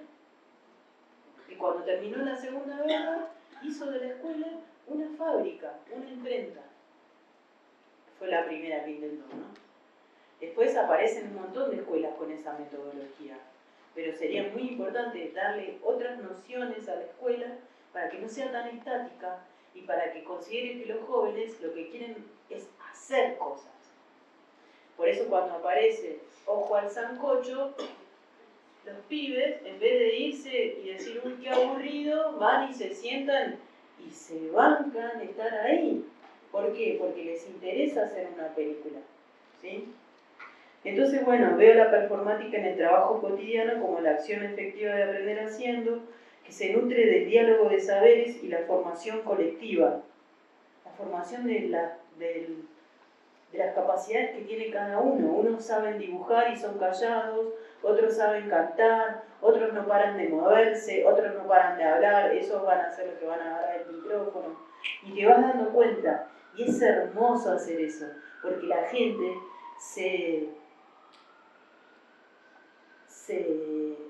llena de amor por lo que está haciendo y se vuelve amigo. Después de saltar el muro, que es esa dinámica que parece peligrosa y a mucha gente le da miedo entregarse al movimiento, de dejarse agarrar por unos que te pasen del otro lado, cuando termina la reflexión es re profunda. ¿Por qué? Porque puso el cuerpo en una acción de riesgo y tuvo que confiar en el otro. Es muy buena. Cuando yo llegué a los Montes de María, el colectivo se estaba extinguiendo. No pude ir al Carmen de Bolívar porque había tantos retenes paramilitares que no podía pasar. Y ellos tenían miedo de pasarme a mí. Entonces hice un taller con ellos que quedaban 6 nomás. De todo eso que habían hecho, quedaban 6 personas. De tanto que los había castigado el conflicto armado. Y los hice saltar el muro. Y ahí me quedé haciendo parte. Porque realmente saltar el muro es una dinámica que tenés que escribir todos los problemas que tenés y ponerlos en unos papeles que son el muro. Y después hacer una estrategia para saltarlo sin que nadie se lastime. Y el último tiene que saltar solo, que no lo vimos ahí. Pero entonces, acá el compañero tuvo una experiencia.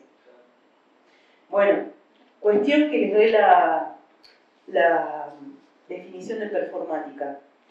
Dice, la palabra performática viene del latín y se descompone en per, fornir y matos. Per quiere decir a través de o en proceso.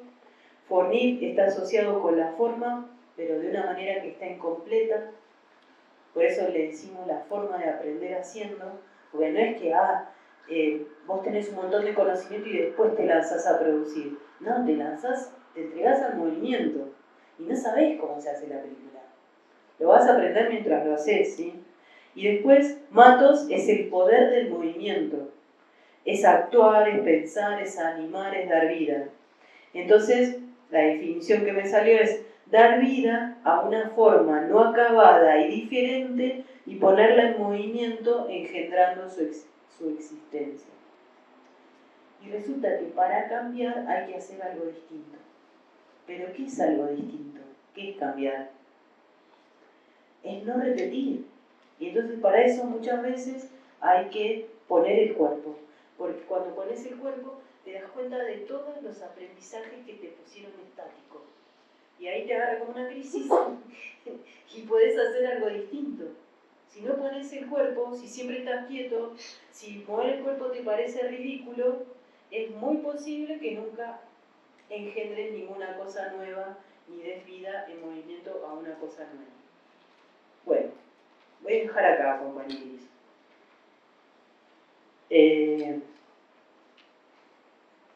Les digo la última cosa, que es la primera relevancia comunicacional de esta reflexión, es la producción de mensajes comunitarios que construyen saberes para una comunicación propia. Y como también la promoción de redes que contribuyen a la creatividad para la solución de problemas desde el lugar. Y puesto que ello facilita la definición de lenguajes, canales, actores de la comunicación, con qué códigos vamos a hablar, cuáles son los modos, los contextos, la producción de mensajes propios le enseña a la comunidad todo eso. Entonces es una apuesta educativa muy interesante. Listo. Muchas gracias.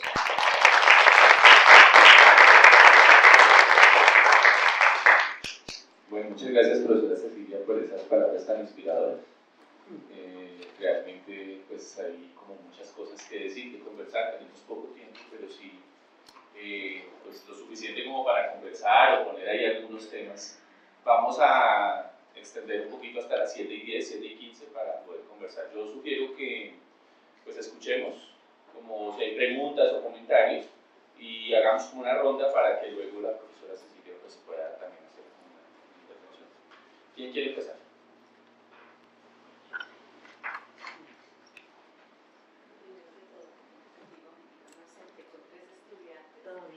Sin embargo, estos días he tenido la posibilidad de escucharte y de pensar, ¿no?, lo que hacemos desde el campo y frente al campo. Y yo estaba acá pensando y escribiendo, y lo que tú nos propones es descifrar las semióticas de las experiencias. Porque tú decías, crear nuevos lenguajes, generar procesos de acción, poner el cuerpo en escena, y todo el tiempo has matizado mucho la palabra de lo performático, ¿no? Entonces, creo que, y si no desciframos esas semióticas de las experiencias de comunicación popular, que es lo que se ha venido hablando estos días, de educaciones alternativas, de educación, comunicación popular, tenemos entonces el reto de crear esas semióticas de las experiencias, donde, como bien lo decíamos el otro día, ¿no?, por ejemplo, que alrededor de la etnografía multisituada se ponen en contexto toda una red de situaciones comunicativas y educativas que rompen con los procesos de escolarización formal y con los procesos de la escolaridad institucional para pensar en la formación del sujeto, o sea, en ese proceso educativo de advenimiento, ¿cierto?, en la propia formación de sí. Entonces, por ejemplo, cuando se pone en escena el cuerpo, el sujeto, ¿cierto?, se está interactuando con unos objetos, se están interactuando con unas tramas que uno mismo está consolidando, en un decurso de un devenir narrativo, autobiográfico, nos diría Riquet, ¿no? Entonces creo que la invitación que tú nos haces es muy potente para pensar ello, cuáles son las semióticas de las experiencias de comunicación, educación popular, o qué proponemos, ¿no? ¿Qué semióticas proponemos para poder pensarnos críticamente y sobre todo para posicionar ese lugar de enunciación? Y yo el otro día hablando con Juan Carlos el sábado, decíamos, hubo un error en el rótulo del comunicado, decía comunciación, y creo que no fue tan error, porque lo que yo veo allí, que se ha promovido en el coloquio, son lugares comunes de enunciación. Entonces no estaría mal decir comunciación, ¿no? Lo pensaba también en ese juego de palabras, porque son metáforas, y lo que tú nos dices, ¿no? Lo performático es una metáfora para leer esas realidades comunicativas. Entonces, gracias, me gustó mucho, es un placer conocerte y bueno, ojalá podamos seguir compartiendo en otros espacios. Muchas gracias. Gracias, Ana. ¿Quién más quiere? También se pueden hacer preguntas, Sí. algo de sus tesis. Se pueden mandar frutas también. Café, ¿no? Café colombiano. Algo de sus... Y no hay que tener miedo de tomar la palabra. De esa... En clase nadie los paga. Andrés. Bueno, buenas tardes, profesora. Mi nombre es Andrés González. Pues realmente me pareció muy interesante la última parte que mencionó, lo de la performática, dar movimiento. Esas actividades, por ejemplo, no deberían ser solo exclusivas de ciertas áreas, ¿no?, como artes, música, sino que vinculan digamos, a la manera transversal como uno entiende la comunicación. Y creo que eso motiva mucho a los jóvenes, ¿no? Recordaba un libro que se llama La piel del alma, Educación, Cuerpo y Cultura, de Francisco Cajiao, y él habla de que el problema de la educación es que ha dejado de lado el cuerpo y nos hemos centrado solo en una educación de la mente, del cuerpo racional, y de alguna manera siempre trabajamos con los chicos sentados en filas, y eso realmente, una frase que siempre se me queda es que queremos resultados diferentes haciendo lo mismo. Entonces creo que es como una motivación para eso, y pues digamos todo lo que usted nos comentó tiene que ver como con esa evolución de la pedagogía de Celestín Freinet, ¿cierto? Tal vez cuando él la propuso pues no tenía todos los medios que hoy existen, como lo audiovisual, ¿sí? Y sí, lo que tiene que ver con lo digital. No proviene solo de ahí, Sí, porque sí. yo vengo más de la comunicación que de la educación. Sin embargo, pues lo mencionó al final, pero digamos que es muy importante como referente pedagógico. Y sí, digamos que esa parte me parece muy importante. Muchas gracias.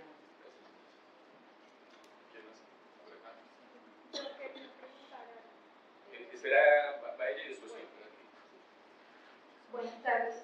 Profesora, una pregunta, como ahí es que la escuchaba un poco hablando de la asesoría que usted le prestó a el colectivo de Montes de María, y quería preguntarle, porque en la ciudad, en la dinámica en la que estamos, política, social, económica de Bogotá actualmente, hacemos parte de un colectivo de personas que trabajamos más el tema de comunicación para la resistencia, digamos con grupos ambientalistas, recicladores, vendedores informales, bueno, y hemos encontrado una cosa común entre todos estos sectores que hacen resistencia, y es que los procesos de comunicación no parecían importantes dentro de su organización. Y ahora, en un momento donde son reprimidos constantemente, la comunicación se vuelve importante porque deben visibilizar lo que les pasa cuando les mandan el SMAT, bueno, todas estas dinámicas.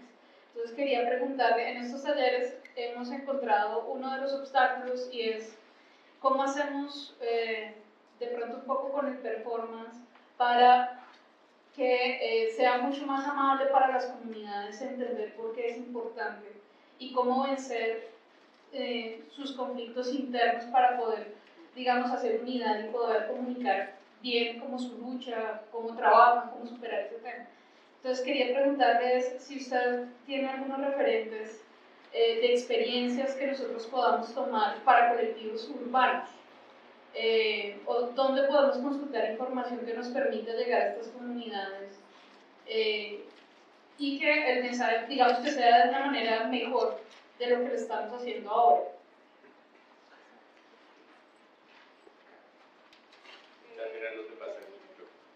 ¿Sí? ¿Sí, verdad? Sí. Ah, bueno. Pero es para que te pasen. Ah, pero así está bien. Para que es que tú enunciabas pues reiteradamente el tema del performático como la esencia misma de esta renovación de procesos y como ese aditivo que está presente pero que en muchas oportunidades ignoramos. Pero y en un par de términos que tú enunciabas muy importantes pero que de pronto no alcancé a tener completa claridad cuando hablabas de la poiesis y de lo prosaico conjugado con esto, pues no sé si pudieras detallarlo un poco más.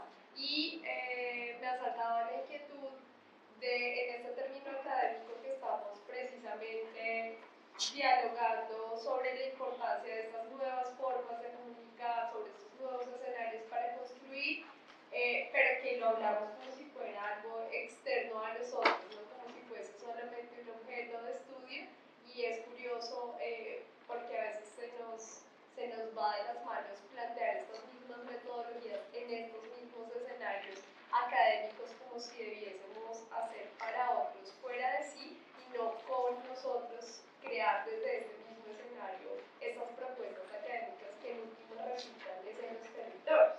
Entonces, claramente el poder de teorizar implica una reflexión muy importante, pero no deberías estar desligada de esto que tú planteas, que es toda una apuesta performática, toda una apuesta de lo sensorial, que en última se traduzca en acciones concretas, en el pensar a partir de la acción.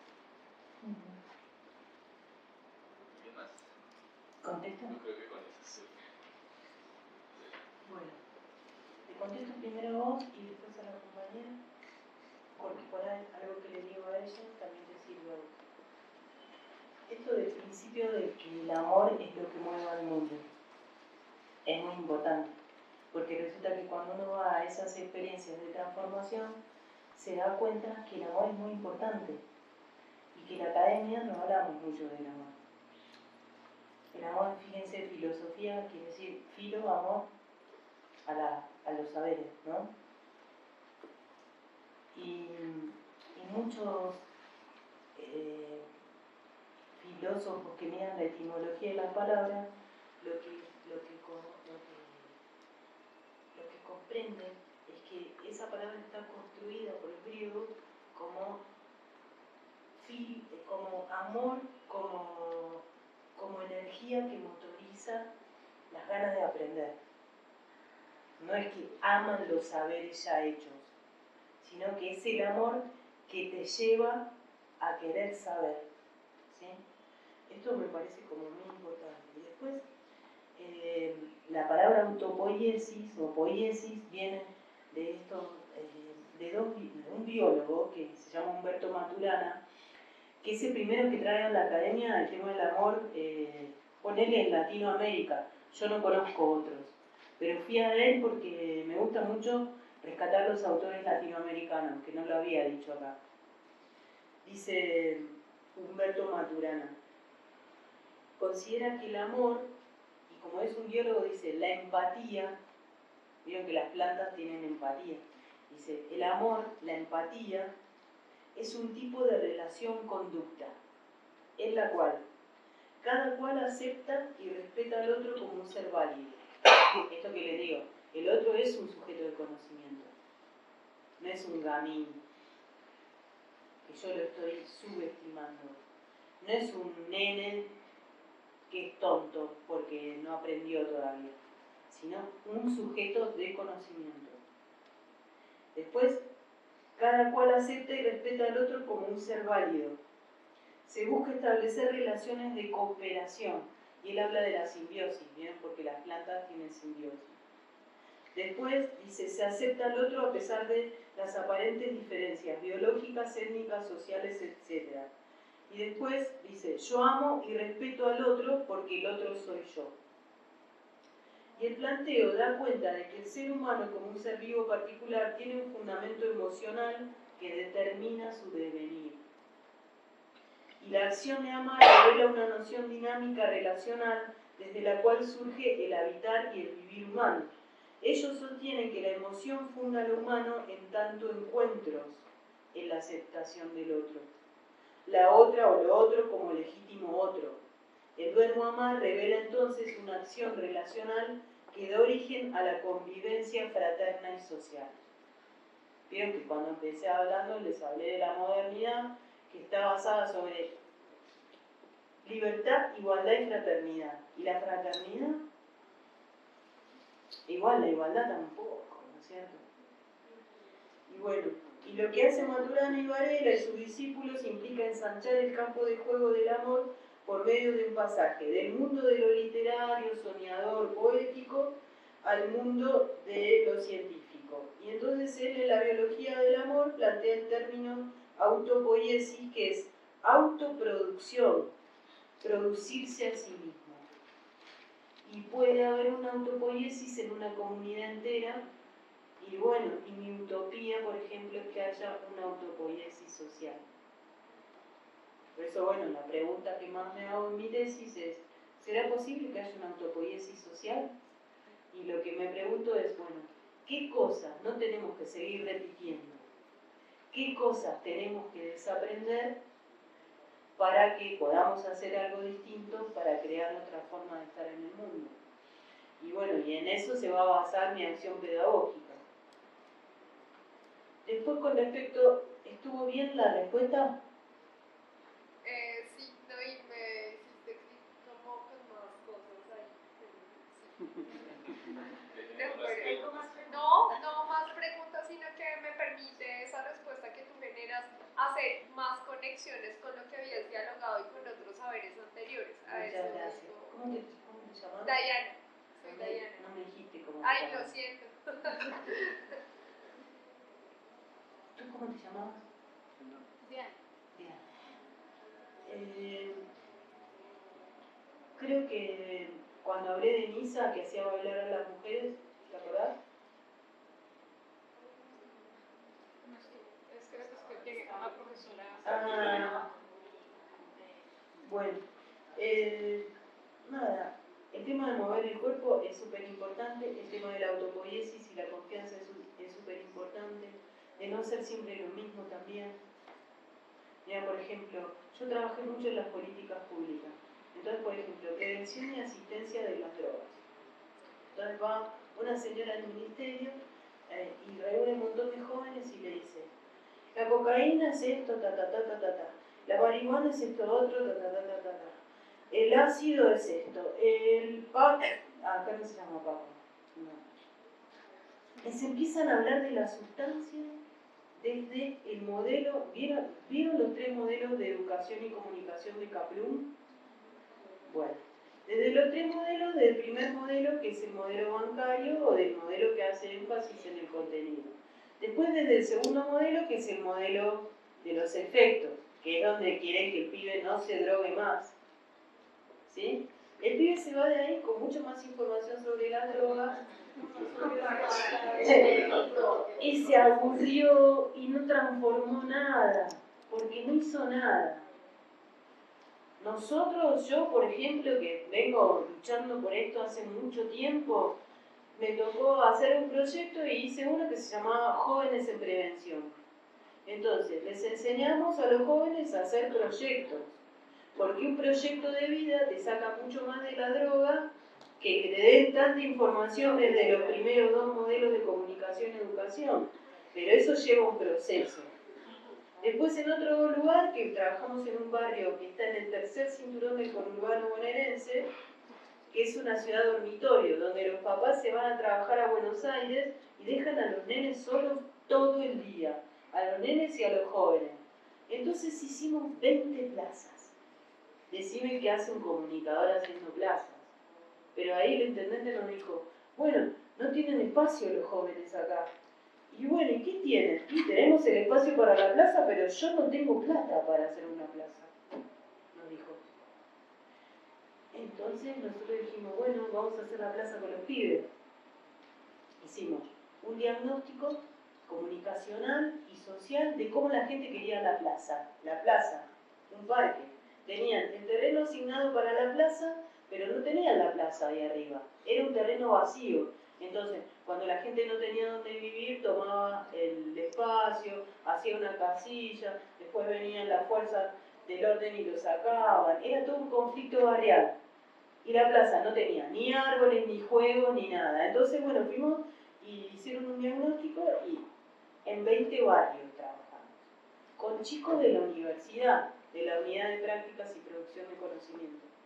Y entonces ellos descubrieron que la gente quería una plaza.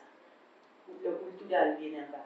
Con ermita para la Virgen, con una casita para la Virgen, con una cancha de fútbol, que en Argentina, viste, si todo no tiene una cancha de fútbol, no tiene razón de ser, y con algunos juegos y con árboles, y en algunas plazas hicieron fogones para hacer fuego, porque a los jóvenes les gusta mucho hacer fuego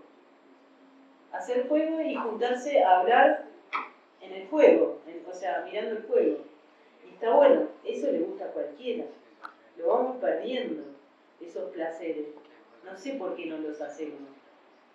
Entonces, bueno, cuando hacen un sancocho hacen fuego y ponen la olla. Pero si no, no lo hacen. Tenemos como cosas habituales re importantes que nos despiertan. Y la transformación es como que el facilitador llega a un lugar donde la gente está dormida y apagada. Y lo que tiene que hacer es crear condiciones para que esa gente se despierte y desde su propio talento y desde sus propias decisiones se transforme a sí misma y empiece a transformar. Y para eso tiene que aflorar el deseo. No hay ningún proyecto que se pueda hacer si no hay deseo. Cuando la gente está triste o deprimida, no tiene deseo. Entonces, bueno, los sentimientos tienen mucho que ver. El amor tiene mucho que ver y el deseo tiene mucho que ver. Entonces, bueno, lo que primero haría yo es empezar a tratar de encontrar el deseo. El deseo es la fiesta, el deseo es el canto, el deseo es la risa, el deseo es la expresión. Y bueno, y para eso primero el maestro, el que está enseñando o facilitando, es el primero que se tiene que entregar al movimiento y soltar el cuerpo. Me vieron ahí bailando como un rolinga. Un rolinga le decimos a los que les gustan los Rolling Stones. No, acá es otra cosa, ¿no? Y bueno, y los Rolling Stones miren que bailan así. Y hay una ronda que hacemos que hay que bailar rolinga. Y ahí en la dinámica yo estoy bailando así. Bueno, ¿más o menos te contesté? Sí, gracias. ¿Y alguna pregunta más? ¿Vos, Andrés? Un comentario. Listo. Bueno, profesora Cecilia, pues muchas gracias. Para nosotros pues, fue muy importante este encuentro de estos 3 días. Realmente pues estoy apenado porque además no sé cuántas horas nos dedicó a la Universidad Exterior durante estos días. Entonces pues realmente nos vamos pues como muy interpelados también, ¿no? Yo te lo cuento aquí en lo personal, que uno se siente muy interpelado también como en sus propias prácticas pedagógicas, ¿no? Como en muchas cosas que tal vez hacemos y que de pronto pues no están mirando tan de cerca esas formas, digamos, de comunicación propia y de mensajes propios que están haciendo pues, grupos, organizaciones, comunidades. También creo que pues tanto para el doctorado como para la maestría es fundamental pensar si las prácticas siguen teniendo sentido pues aquí como tan encerrados, como aquí en las aulas, ¿no? Discutiendo tantas cosas, que son importantes, pero que quizás pues, hoy nos implica pensar más en aulas abiertas, en cosas itinerantes, en diálogos de saberes. Entonces pues pensamos que es importante. También creo que nos llevamos cosas muy importantes frente al desafío que tenemos hoy como sociedad civil. Como sabes, Cecilia, estamos en un momento muy importante en el que nos estamos jugando la vida como sociedad, porque pues vienen las tareas de verdad, justicia y reparación y de construcción de paz y reconciliación, y consideramos que comunicación y educación ahí tiene pues, mucho que hacer y que decir, y creo que ahí tenemos un compromiso todos, así que también nos llevamos muchas cosas para eso. Y por el otro lado, pues creo que en lo personal, ¿no? Creo que nos toca en muchas cosas en nuestras fibras. Entonces, pues nada, muchas gracias, y sabes que esta es tu casa, esperamos que nos puedas acompañar nuevamente en esta reflexión. Sería un placer para mí volver a acompañarlo. Dejé pedir que nos saquemos una foto. ¿Nos podemos sacar una foto?